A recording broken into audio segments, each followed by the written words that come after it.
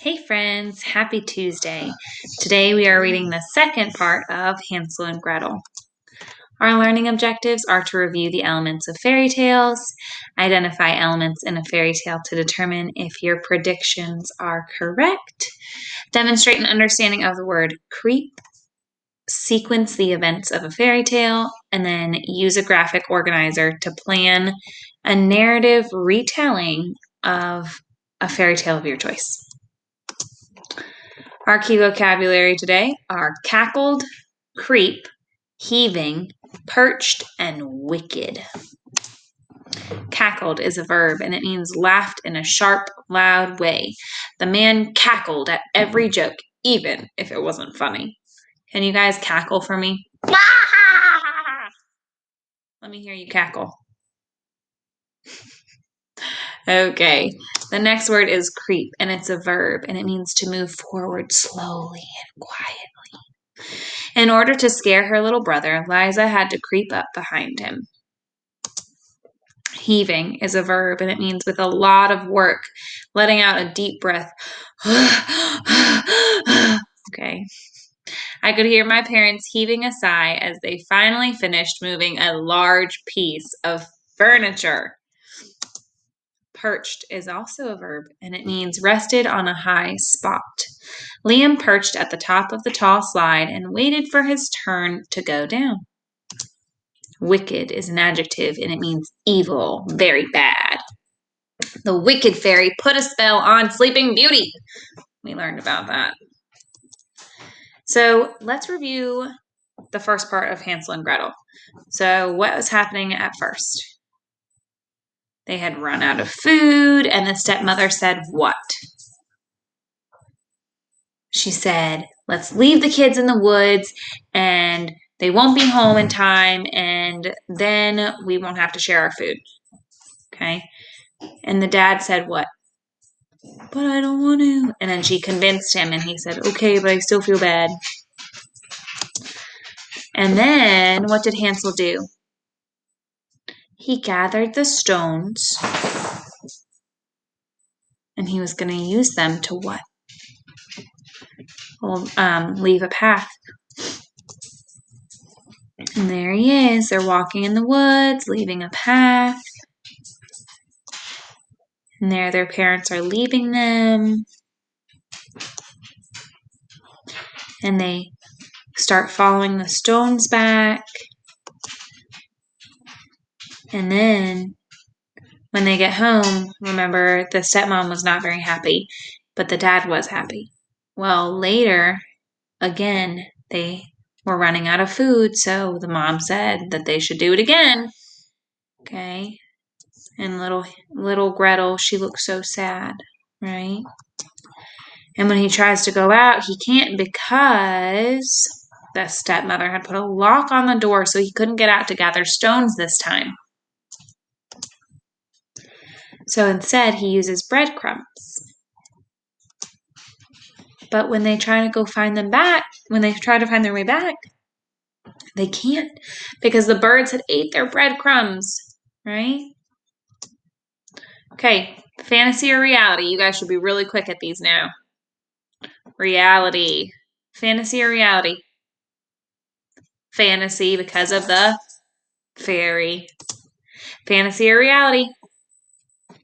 Fantasy because you can't sleep for 100 years. Fantasy or reality? Fantasy, we can't spin gold. Or spin straw into gold. Fantasy or reality? This one could have gone either way. Remember, if the frog is talking, then it's fantasy. If it's not talking, then it's reality. How about this one? Reality. People get married all the time. How about this? Going into the woods and leaving a path with stones. That's reality. That could happen in real life. There's no magical parts to that. Okay, our key vocabulary. We've got cackled. Give me a good cackle. Creep, heaving, perched, and wicked. All right, I want you to listen carefully to see if your predictions from the other day are correct. If what you guessed was going to happen is really what happens. It was now the third morning since they had left their father's house. They started along again, always looking for home, but instead only going deeper into the forest. Unless help came soon, they would surely starve. At about noon, they saw a pretty snow-white bird sitting on a branch and singing so beautifully that they stopped to listen. The bird spread its wings and flew before them as though it was saying, "Follow me." And so the children followed the bird until they came to a little house. The bird flew up and perched on the roof. And then the children saw that the walls of the house were made of gingerbread, and the roof was made of cake, and the windows were made of clear sugar candy. "Let's eat!" cried Hansel. Hansel reached up and broke off a piece of candy while Gretel chewed on a piece of wall. Suddenly, they heard a thin, screechy woman's voice call out from inside the house. "Nibble, nibble like a mouse. Who is nibbling at my house?" The children answered, "It's only the air heaving a sigh. It's only the wind passing by." So they're trying to convince her that they're not actually out there and that it's just the wind, right? Do you think she's going to believe them? The children were so hungry they went on eating. But then the door opened and a very old woman came out, leaning on a cane. Hansel and Gretel were so frightened that they dropped the food from their hands. But the old woman just nodded her head and said, "My dear little children, what has brought you here? Come inside and stay with me. I'll take good care of you." Do you think that they should go inside? No, don't go into strangers' houses. That's dangerous. So she took them by the hand and led them into her little house. There they found a wonderful meal of hot pancakes with honey, nuts, apples, and cold milk. After that, the old woman showed them two little white beds, and Hansel and Gretel lay down and wondered if they were just dreaming. Do you think they're dreaming? Now, the old woman seemed kind, but in fact, she was a wicked witch. The story goes that she built her house just to trap little children, and once she had them, she would cook them and eat them. She could not see well, but she had an excellent sense of smell. Earlier in the day, she had sniffed Hansel and Gretel coming near. That's kind of creepy. The next morning, before the children were awake, the witch got up and looked at their rosy cheeks. What a fine meal I will have," she cackled. She got Hansel out of bed and put him in a cage. Then she went back and woke up Gretel and shouted, "Get up, lazy bones! Fetch water and cook something nice for your brother. Feed him well, for once he's nice and fat, I will eat him." Uh-oh. Gretel screamed and cried, but it was no use. She had to do what the wicked witch said. Day after day, she cooked pots full of rich food for Hansel, while she herself ate nothing but crumbs. Every morning, the wicked witch would creep into the cage and say, "Hansel, stick out your finger so I can tell if you're plump enough to cook." But clever Hansel held out a little bone that Gretel had given him, and the old woman, who could not see very well, couldn't tell that it wasn't his finger. She wondered why he wasn't getting any plumper. When 4 weeks passed and Hansel seemed as thin as ever, the witch grew impatient. "Hurry up and get a pot of water," she snarled. "Be him fat or be him thin, I'm going to cook him and eat him." Oh no. What do you think is going to happen? Do you think she's going to eat him? I hope not. As she filled the kettle with water and lit the fire, tears ran down Gretel's cheeks. "First we bake," said the old woman. "I've heated the oven and the dough is ready." Then she pushed Gretel toward the oven where the flames were burning brightly. "Stick your head in," the witch said to Gretel, "and tell me if it's hot enough for us to bake the bread."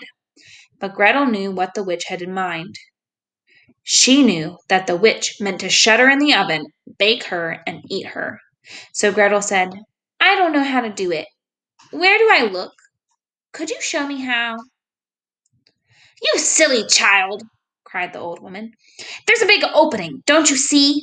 Why, I could fit myself in. And she stuck her head in the oven. Then Gretel rushed up and with all her might pushed the wicked witch into the oven. She shut the iron door and locked it tight. Gretel ran right to Hansel and let him out of the cage. Come, Hansel, we are free, she cried. The old witch is gone. Hansel sprang out and hugged Gretel, and the children danced for joy and then ran out of the house. Then, because they had nothing to fear, they went back into the witch's house. There they found chests full of pearls and precious jewels.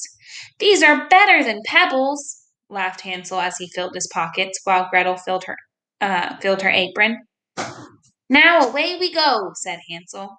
Then he said quietly, if only we could find our way out of the forest. Where do you think they're going to go? Let's see. When they had walked a few hours, they came to a wide lake. There's no bridge and no stepping stones, said Hansel. We can't get across. And there's no boat either, said Gretel. But look, she said, here comes a duck. I will ask her for help. So she called out, Duck, duck, here we stand, Hansel and Gretel, on the land, stepping stones and a bridge we lack, carry us over on your nice soft back. And lo and behold, the duck came over. Hansel got on her back and told Gretel to sit behind him. Do you think that a duck could really do that? No. When they were on the other side of the lake, they walked on for a little while and soon found a path. The path began to look more and more familiar. At last, in the distance, they saw their father's house. They began to run as fast as they could. They burst through the door and cried out, Father, we're home! Then they threw themselves into his arms. Do you think their dad's going to be happy to see him? Ever since he had left the children in the forest, the man had been worried sick. As for his mean wife, he told the children she was gone. Now he hugged his children as though he would never let them go. As he squeezed Gretel to him, the pearls and jewels fell from Gretel's apron. And Hansel reached into his pockets and pulled out handful after handful of treasure. They were together again, their troubles were over, and they lived in perfect happiness for a long, long time. Okay. In the previous read aloud, you predicted what was going to happen in the second half of this story. Were your predictions correct? Okay, in the beginning of part 2, Hansel and Gretel are lost in the woods. How did they end up finding the old woman's house? They followed the bird, right? I want you to describe the old woman's house. What did it look like? What was it made out of? The walls were made out of gingerbread, the roof was made out of cake, and the windows were made out of clear sugar candy. And why was her house made of those things? Because she was trying to get children to come to her house so she could cook them and eat them. Right? What was the new problem that Hansel and Gretel had in this part of the story? That there's a witch trying to eat them. And, okay, Hansel holds out a bone to trick the witch into thinking that he's super skinny, right? Does his plan work? Well, it works at first, but then later it doesn't work because the witch gets impatient and she wants to eat him anyway. So what does Gretel do to trick the wicked witch once she realizes that the witch is also planning to cook her? She tricks the witch into putting her head in the oven, and then Gretel pushes the witch into the oven. What did the children do once the witch was gone? They took the treasures, right? And then they found their way home. Did this tale end happy? Yeah. So what were some things in this story that could not have really happened? A gingerbread house, a duck that carries kids on its back, right? Okay. Witches, people don't eat children, right? Are there any new characters in part 2? Yeah, the witch. And who in this story, in this part of the story, was evil? The witch, right? And who was heroic? Gretel was, right? Because she pushed the witch into the oven and they were able to get away. Okay, so every morning the wicked witch would creep up to Hansel's cage. Say the word creep with me. Creep. Can you whisper it? Creep. Can you mouse voice it? Creep. Can you clap out the syllables? Creep. There's only one. Okay, so remember, creep means to move slowly and quietly. Okay? When my cat comes in late at night, she will creep into a corner so we don't notice her. Can you use the word creep in a sentence? Nice. Okay. So we are going to do this together. We're going to look at these pictures and figure out where did my little, I used to have a, I don't know why I can't make marks on it.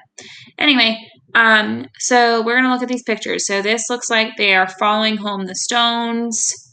They're taking candy from the witch's house. They got home at the very end of the story. The parents are leaving them. The stepmother is telling the dad that they should leave their children in the woods. And Hansel is tricking the witch into thinking that he's too skinny to eat. So what was the thing that happened first? Which of these pictures happened first? Take a good look at them. This one, when the stepmother was saying, we need to leave the children in the woods. Okay, then what happened next? This one, they left the kids in the woods. And then what? The kids found their way back with the stones. Okay, and then what? They went to the witch's house after being left alone in the woods again. And then what happened? Hansel tricked the witch into thinking that he was too skinny. And then which picture? This one, when they finally found their home at the end. Okay, so learning objectives. Excuse me.